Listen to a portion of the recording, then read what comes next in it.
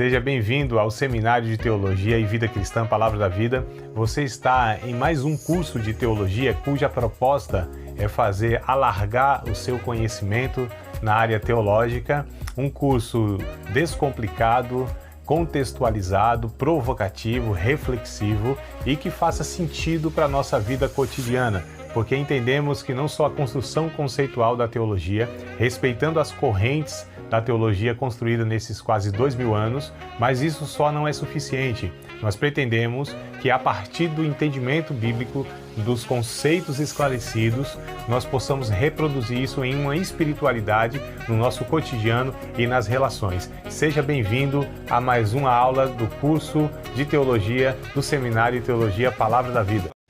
Nós vamos então hoje dar continuidade ao estudo do livro dos Salmos e possivelmente nós vamos concluí-lo, Embora Salmos seja aí o maior livro da Bíblia, com o maior número de capítulos, que são 150 capítulos. Na verdade, nós estudamos na aula passada que não é um livro, É dividido inclusive em 5 livros, E aí nós vimos essas divisões e por que elas são divididas dessas formas, O livro é dividido dessas formas, em 5 livros, cada um tendo um paralelo com o Pentateuco, o livro lá do 5 livros de Moisés, Gênesis a Deuteronômio, Porque eles trazem no seu conteúdo relatos semelhantes, Cada um correspondendo a um livro. Capítulo 1 ao 41, por exemplo, O que traz o conteúdo assemelha-se muito àquilo que Gênesis fala, a criação, o princípio, o pecado, enfim. 42 até o 70 e pouco, que agora esqueci. 42 acho que é o 71, O segundo livro, para começar direitinho aqui, 42 ao 72, Aí vai ter esse paralelo com o livro do Êxodo, porque fala muito aí dos livramentos, a redenção, do povo de Deus. Então, fazendo esse paralelo com o livro de Êxodo, que onde Deus, Moisés relata o período onde Deus faz esse resgate aí do povo do Egito, enfim, e por aí vai, Então, nós aprendemos que esses 150 salmos são divididos em 5 livros, Vários salmos têm autores diferentes, são vários salmos, Não é uma pessoa que compôs todos eles. Davi é o que compõe o maior número de salmos, no mínimo 73 salmos são conhecidos, reconhecidos como sendo de autoria de Davi, E a gente tem um salmo mais antigo, o salmo de Moisés, tem dois salmos lá de Salomão. Inclusive nós temos uma curiosidade no livro dos Salmos que eu não passei para vocês. Nós temos o maior capítulo e o menor capítulo da Bíblia. Então o maior capítulo é o capítulo 119, o Salmo 119 é o maior capítulo que nós temos. E o Salmo 117 é o menor capítulo que nós temos, só tem 2 versículos. Enquanto o Salmo 119 tem 176 versículos, o Salmo 117 tem 2 versículos. Então nós temos também essa curiosidade bíblica, no livro dos Salmos, que é o maior capítulo e o menor capítulo. É algo muito interessante. É um livro peculiar, é um livro que é diferente, de todos os demais, em vários aspectos, em vários sentidos. E aí, na continuidade, então, do livro de Salmos, nós vamos hoje estudar alguns salmos, alguns tipos, entre aspas, aí de salmo, Nós vamos falar que tem salmos penitenciais, salmos de sabedoria, salmos de invocação de maldição. Olha só, o salmista invocando uma maldição de Deus contra os inimigos. Então, assim, umas coisas que alguns pensam que ainda é possível fazer isso hoje. Não é, a gente vai ver aqui o porquê, o contexto e tudo mais. Mas vamos lá. Se vocês quiserem já fazer algumas anotações e começarem, eu vou ler algumas coisas que eu anotei aqui, para vocês. Uma das características mais marcantes, dos Salmos é a profundidade, no caso das emoções que eles exibem.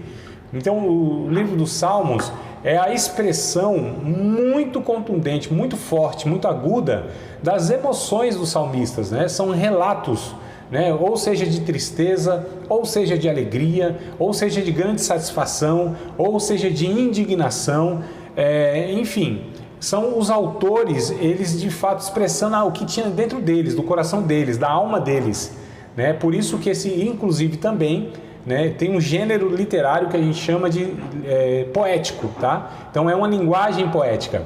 O que nós temos no livro de Salmo não é uma linguagem literal, como livros históricos, por exemplo, os livros proféticos, né? A maioria dos conteúdos aí desses livros que eu citei, eles são literal. Aqui não, por exemplo, nós temos o Davi, se não me falha a memória, deve ser o Salmo 3, deixa eu conferir aqui, acho que é Salmo 6 e verso 6, tá? Só para exemplificar aqui, ó. Deixa eu ver se é isso mesmo. Capítulo 6, capítulo 6, ou Salmo 6, né? Deixa eu ver aqui que está chegando mais dois participantes aqui. O Douglas e o Valdir, com as suas respectivas esposas. Deve estar chegando aqui também, está tampado aqui a tela. Preciso dar uma curvada aqui para enxergar.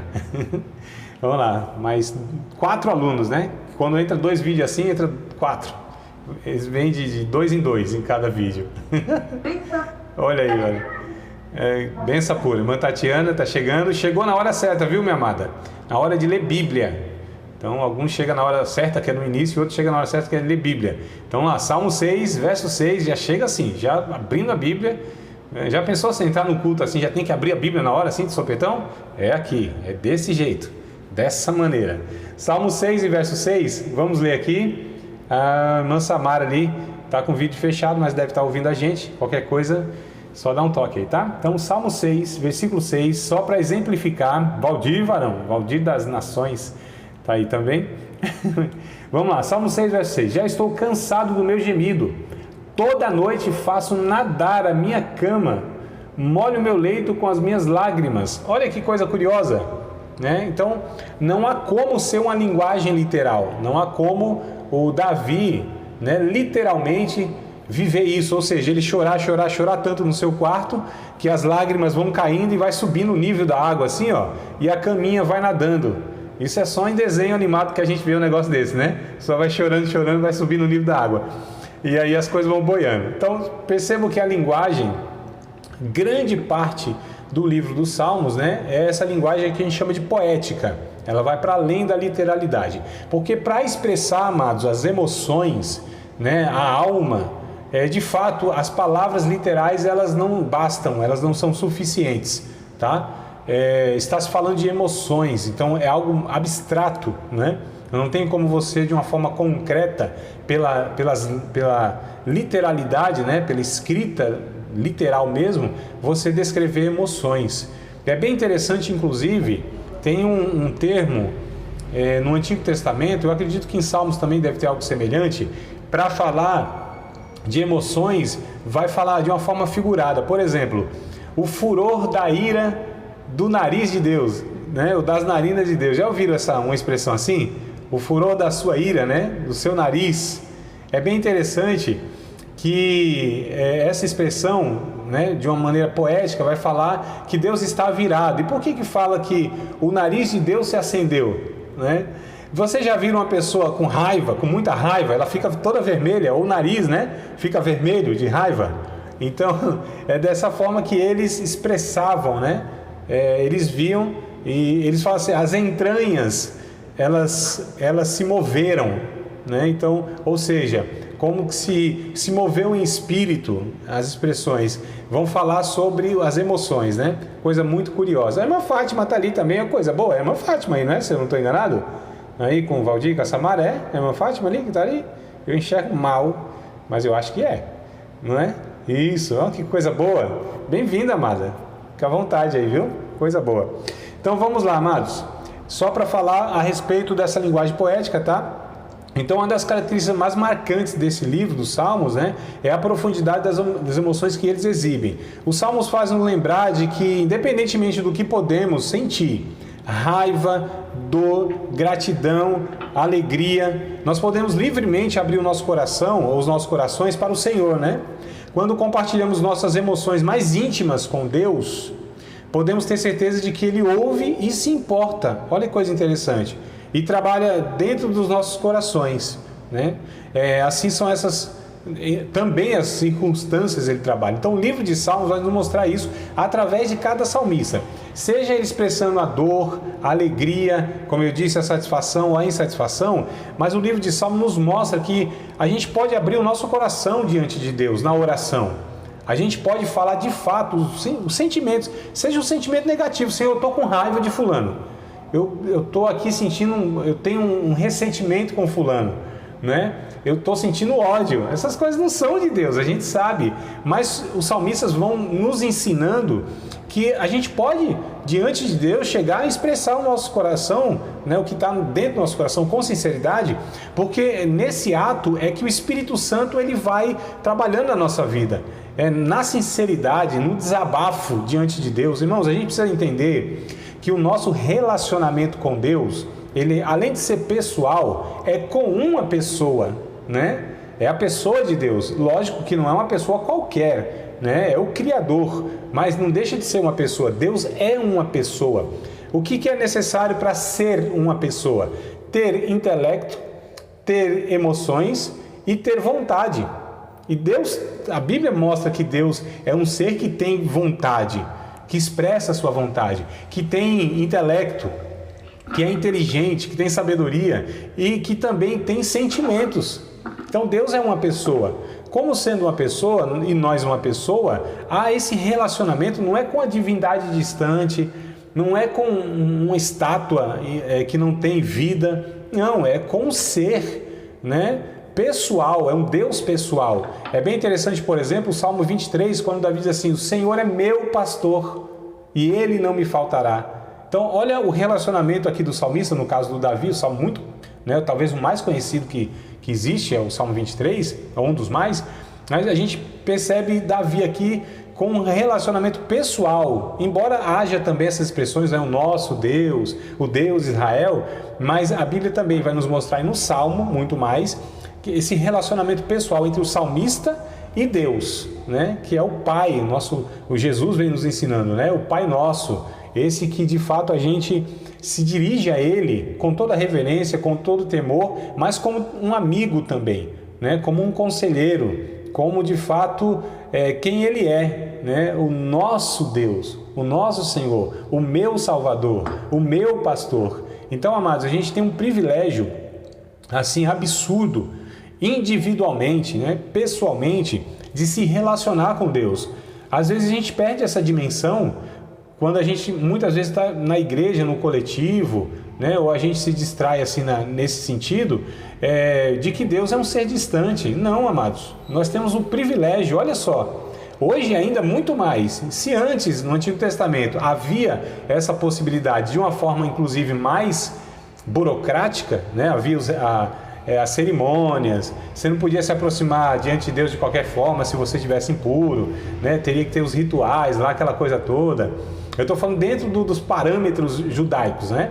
Mas hoje a Bíblia vai dizer que por Cristo, ou seja, por causa de Cristo, através de Cristo, eu, vocês, qualquer um de nós, em qualquer lugar, em qualquer dia, em qualquer circunstâncias. Olha que coisa interessante, amados. Não precisa ter mais um templo, aquelas questões cerimoniais, formais, não precisa ser um sacerdote, né? Não tem que ser. A gente às vezes tem essa ideia, né? Não, eu preciso ir na igreja para falar com Deus e tal. Não, um pastor tem que orar por mim, né? Não, amados, todos nós, discípulos e discípulas de Cristo, em qualquer lugar, pode ser na rua, em qualquer esquina, num trabalho, né? Lavando louça. Tem umas irmãs aí, minha esposa, ela direto fala isso para mim, né? Tá lá às vezes lavando louça e conversando com Deus, né? Eu falo: mulher, vai orar, mulher. Ela disse: eu oro, eu converso com Deus, é minha oração. Né? Eu que sou mais metódico, né? Então eu dobro o joelho e tal, fecho os olhinhos, aquele ritual todo e oro a Deus, né?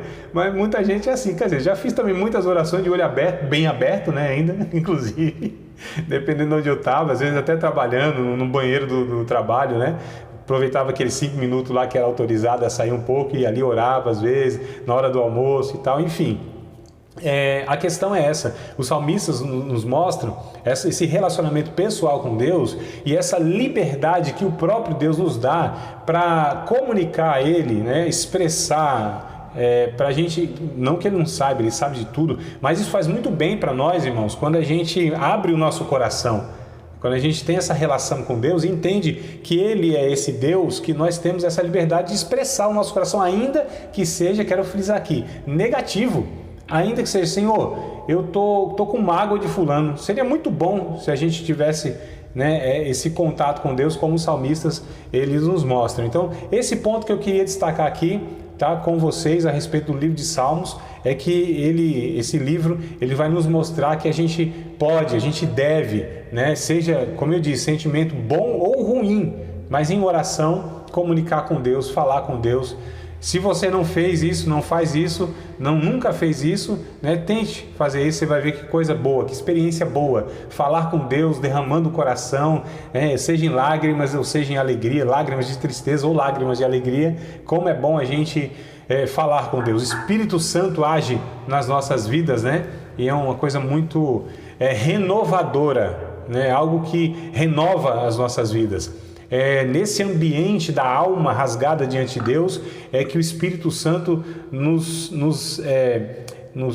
trabalha em nós, né? Nos envolve na comunhão e na presença da pessoa dele, literalmente, né? A gente tem aí essa comunhão com Deus, esse culto se dá entre eu e Deus, e necessariamente não preciso ter outros irmãos ou um pastor, como eu disse, né? É claro que tudo isso também é válido, também faz parte, também é saudável, também devemos fazer, ou seja, irmos numa igreja ou num local, seja numa praça, né? No monte, os irmãos vão no monte, vai em um bocado de lugar e se reunir com os irmãos. Esse culto coletivo, esse relacionamento coletivo em família, isso também faz parte. Porém, nós temos o outro aspecto na nossa comunhão com Deus, que é no pessoal, no individual. Como alguém disse, no pé da cama, né? Na beira da cama, no jardim de oração, no quarto de oração. Lembra que Jesus ensinou? Quando fores orares ao teu Pai, fecha a porta do teu quarto, ora em secreto, teu Pai que te vê em oculto te responderá ou te recompensará publicamente. Então, a gente vê esses dois aspectos aí, no coletivo, mas no individual também, tá? E não só... Porque no coletivo, irmãos, a gente tem aquela formalidade, né? Dificilmente a gente confessa na oração, eu tô falando, gente ouvindo do lado. A gente vai confessar pecado, a gente vai expressar o nosso coração, abrir o nosso coração dessa forma. Muito difícil. Eu duvido. Alguém do nosso lado, a gente mede até as palavras. Opa, será que isso aqui eu posso orar? Tem fulano ouvindo, ciclano ouvindo aqui. Ou no microfone na igreja, pior ainda, né? Então a gente escolhe palavras ali até para orar, né, irmão? Então é uma oração meio que formal, um negócio meio esquisito, né? Eu vejo assim. Talvez seja por este motivo que muitos resistem em orar em público, seja na sala de aula, quando a gente, irmão, vamos orar aqui e tal, o povo fica meio assim, quem é que vai orar? Ninguém quer orar. Se o professor não ameaçar com 2 pontos a menos, eles não oram. É um negócio terrível, né? Ei, Valdir, quer falar alguma coisa? Abre o microfone aí, Varão, se quiser falar. Diga. Só comentar que a gente já passou por essa pressão pessoalmente. Já, né, Varão? Aí, ó. E eu nem ameacei com 2 pontos, eu acho. Não lembro de ter ameaçado, não. Mas a questão é essa, né? Talvez essa preocupação do que os outros vão achar, do que a gente está falando, ou a gente não fica muito à vontade, de fato, para abrir o nosso coração quando há pessoas em volta, mesmo que sejam irmãos, enfim. Mas quando estamos diante de Deus, nós e Deus, amados, tem que haver essa liberdade, tem que haver essa intimidade de abrir o coração. A intimidade é quando, de fato, eu expresso, né? Eu esboço o que está dentro de mim, os meus sentimentos, sejam eles negativos, porque muitas vezes nós somos ensinados de uma forma hipócrita, se aproximar de Deus, louvando, dando graça. Irmãos, sinceramente, se a gente for honesto mesmo, a gente vai reconhecer que muitas vezes a gente falou para Deus coisas que a gente não sentia. Que lá no fundinho do coração, lá tinha uma insatisfação, uma crise lá com Deus, por que Deus não fez tal coisa? Mas a gente muitas vezes é treinado a se aproximar de Deus de uma maneira hipócrita, né? Agradeça a Deus, eu não estou grato. Eu estou às vezes até confuso por que Deus não agiu assim, assado, por que está acontecendo isso comigo? Não tem esses momentos de crise, amados? Lógico que tem, a não ser que vocês todos são resolvidos em tudo, não é o meu caso.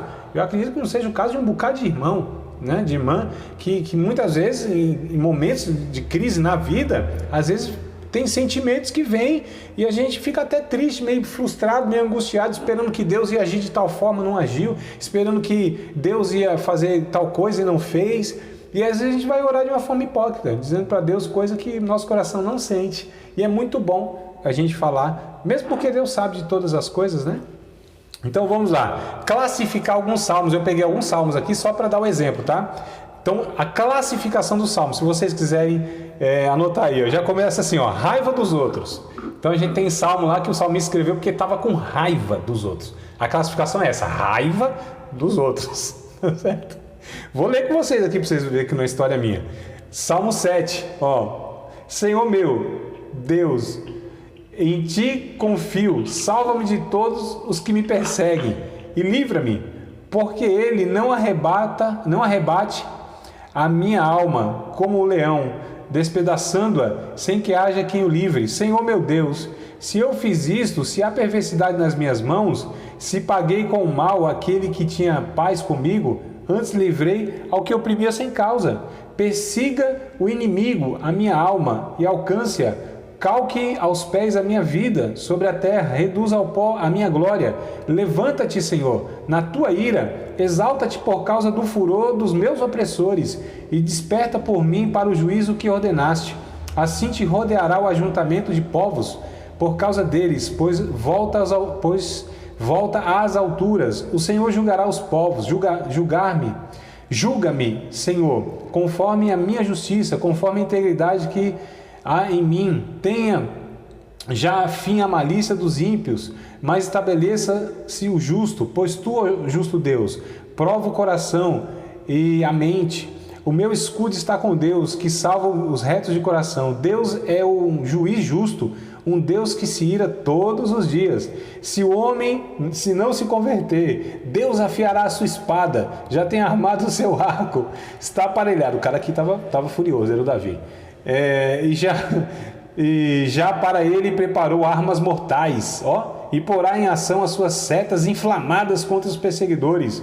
Eis que esse está com dores de perversidade, concebeu trabalhos e produzirá mentiras, cavou um poço e fez fundo e caiu a cova que fez. A sua obra cairá sobre a sua cabeça, sua violência descerá sobre a sua mioleira. Lá na minha terra diz moleira, que é mioleira.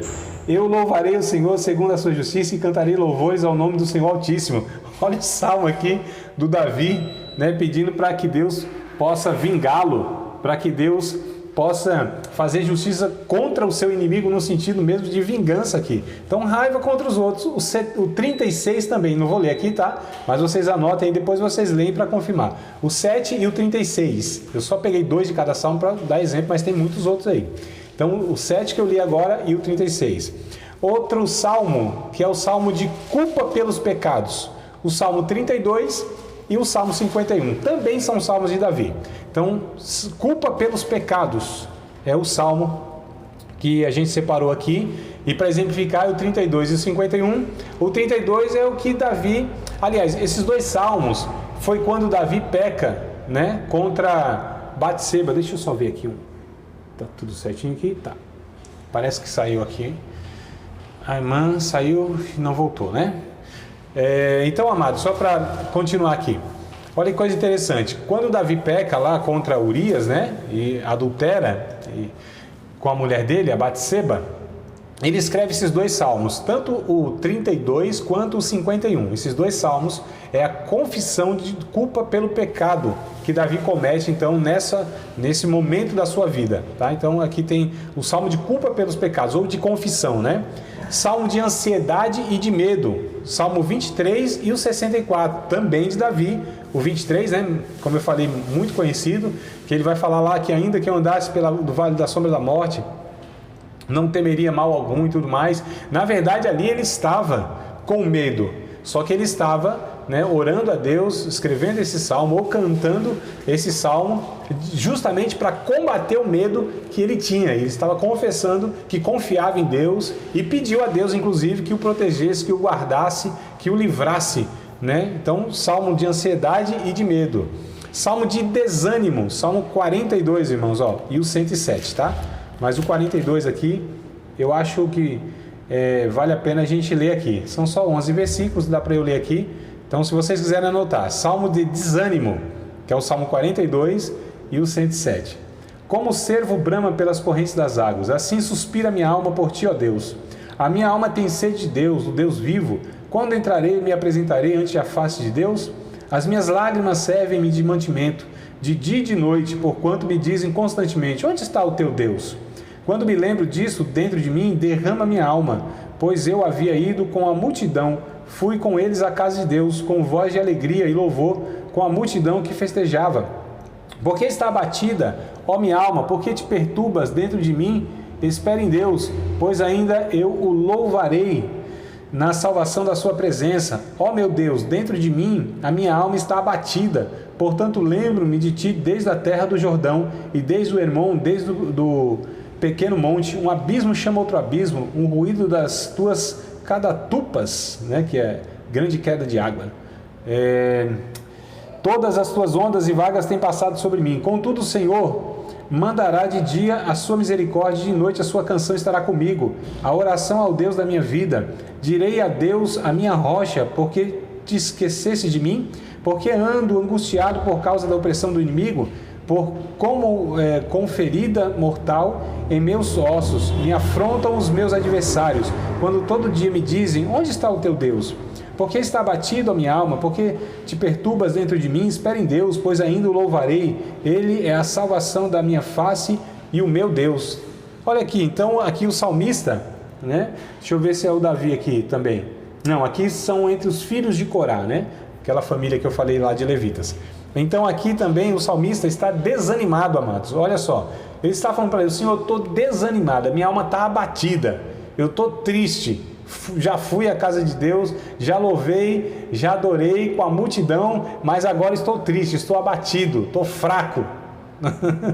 Né? E coisa interessante, aqui o salmista nos ensinando então a fazer isso. Senhor, estou sem forças, me ajuda, meus inimigos parecem que estão me vencendo, não aguento mais. Né? Quantos salmistas, eles falam, Senhor, até quando essa situação? Senhor, até quando os meus adversários vão triunfar sobre mim? Estou desanimado, Senhor, não aguento mais, eu vou jogar a toalha.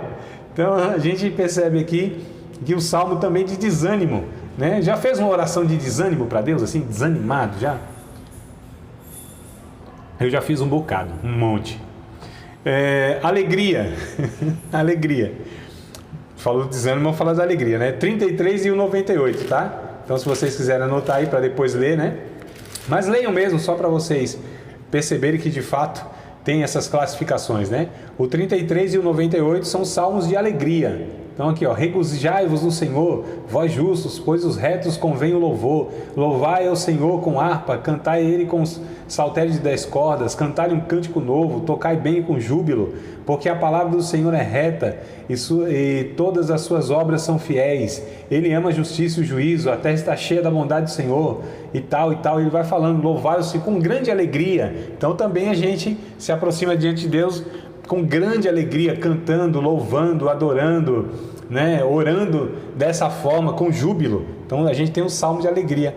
E a gente tem um salmo também de solidão, amados. O 25 e o famoso 91.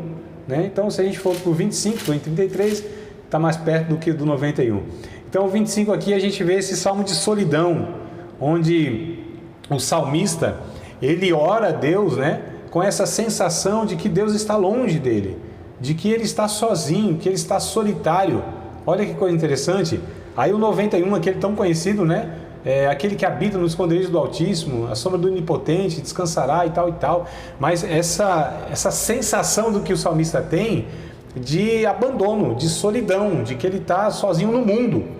Mas ele ora a Deus e insiste, né, em buscar a Deus mesmo com esse sentimento. É interessante, né, outro ponto aqui a gente observar, que os salmos, eles mostram que esses salmistas, eles expressam os sentimentos deles, seja de alegria, seja de solidão, de tristeza, mas eles não deixam de buscar a Deus, eles não deixam de esboçar a Deus em forma de música, de oração, alguma coisa, amados, alguma palavra. É bem interessante isso.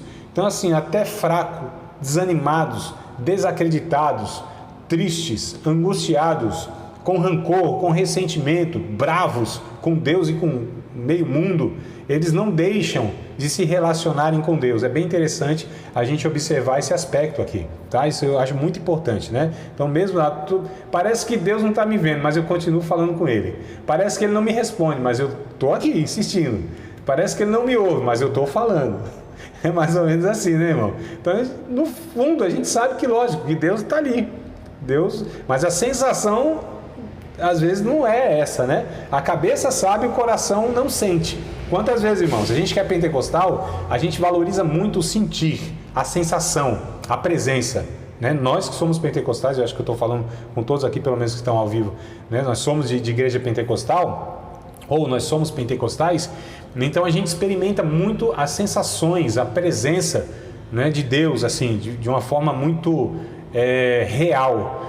Não que os outros nossos irmãos, né, que não são pentecostais não sintam, mas a gente dá muito mais ênfase a isso, né? Isso é muito mais experimentado ou experienciado nas nossas vidas pessoais diante de Deus do que os irmãos que não dão a ênfase a isso. E muitas vezes, irmãos, mesmo a gente intensificando isso, mesmo a gente buscando isso, tem momentos na vida que até a gente fala, né? Parece que está uma geladeira, né? Não sente nada, irmão. Sente dor de cabeça, sente sono, sente raiva, menos a presença de Deus, né? Daquela maneira que a gente, né, muitas vezes experimenta, né? Aquela graça de Deus poderosa e tal sendo derramada diante da gente. Então tem hora que é assim, não sente nada, a não ser que você é fogo puro toda a vida toda, durante 50 anos que você serve a Deus. Eu não. Eu já passei assim em alguns desertos, onde a gente olha e parece que é eu e o teto e eu. E como a gente diz, né? O céu de bronze, a terra não dá nada, é de ferro. Não é, irmão? Que a oração não passa do teto. Então a gente tem essas sensações.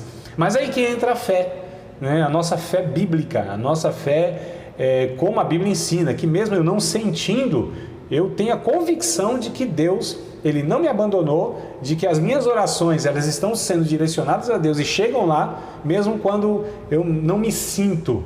Ou melhor, quando eu não tenho essa sensação da presença física, né, em meu corpo do Espírito Santo. Então, há momentos, se você não passou, é bem possível que um dia você passará na sua vida. É bem possível, não quero nem profetizar, tá certo? Senão eu falar, esse professor está me amaldiçoando, está falando que eu estou bem até agora, fogo puro, pingando óleo aqui, e ele vem falar para mim que eu vou ficar aqui na seca? Mas é possível que nessa caminhada, nessa trajetória, você entre num desertozinho e experimente isso, né, em algum momento. Já estou te alertando, para não falar que eu não avisei. Vamos lá. Salmo de estresse. O cara estava estressado. A gente fala muito de estresse hoje, né? Então olha aqui, ó, pensando que é novidade, a gente está falando aqui, irmãos, de um livro que fala da alma. E como nós já falamos em outra ocasião, a alma do ser humano é a mesma. Lá do Antigo Testamento, da época lá de Adão, da época da pedra lascada, né? Pedra lascada. Depois que o homem pecou, até a pedra ficou lascada. Então, lá do tempo do Roncon, como diz minha mãe, do tempo do baú, sei lá como você se refere aos tempos antigos lá. Então, desde aquele tempo até hoje, a alma do homem é a mesma. O que mudou foi o conhecimento científico, a tecnologia, o conforto, enfim. Mas a alma do ser humano não mudou em nada. As carências, né? As demandas são as mesmas, as angústias, os abismos existenciais são os mesmos. Então, aqui a gente está falando de um cabra que estava estressado, ó. Salmos 31, é 31. Tanto o 31 quanto o 89, tá? Depois vocês também leem o 89 aí. Depois que acabar a aula, vocês pegam essa lista aqui, dá uma lida, fica a recomendação, tá? Para vocês. Então, acabou a aula, pega aqui essas referências, dá uma lida para vocês compararem. Não deixa para amanhã não, que se deixar para amanhã talvez vocês esqueçam, tá? Lembrando aqui outra questão, irmãos. Caindo aqui, ó, o vídeo, a conexão nossa, daqui 1 minutinho, ó, 1 minuto e 15 segundos. Caindo aqui, vocês já conectam de novo aí na segunda chamada, tá? Pra gente ter pelo menos mais uns 15, 20 minutos aí, tá bom? Então, o Salmo 31, que é o Salmo de estresse, ó. Em ti, Senhor, confio, nunca me deixes confundido, livra-me pela tua justiça, inclina para mim os teus ouvidos, livra-me depressa, se a minha firme se a minha firme rocha, uma casa fortíssima que me salve, porque tu és a minha rocha e a minha fortaleza, pelo que por amor do teu nome guia-me e encaminha-me, tira-me da rede que para mim esconderam, pois tu és a minha força, nas tuas mãos encomendo o meu espírito. Ô louco, já estava assim. Tu me remiste, Senhor, Deus de verdade. Aborreço aqueles que me entregam à vaidade enganosa. Eu, porém, confio no Senhor. Eu me alegrarei e me regozijarei na tua benignidade, pois consideraste a minha aflição. Conheceste a minha alma nas angústias e não me entregastes nas mãos do inimigo. Puseste os meus pés num lugar espaçoso. Tem misericórdia de mim, ó Senhor, porque estou angustiado, consumidos estão de tristeza os meus olhos.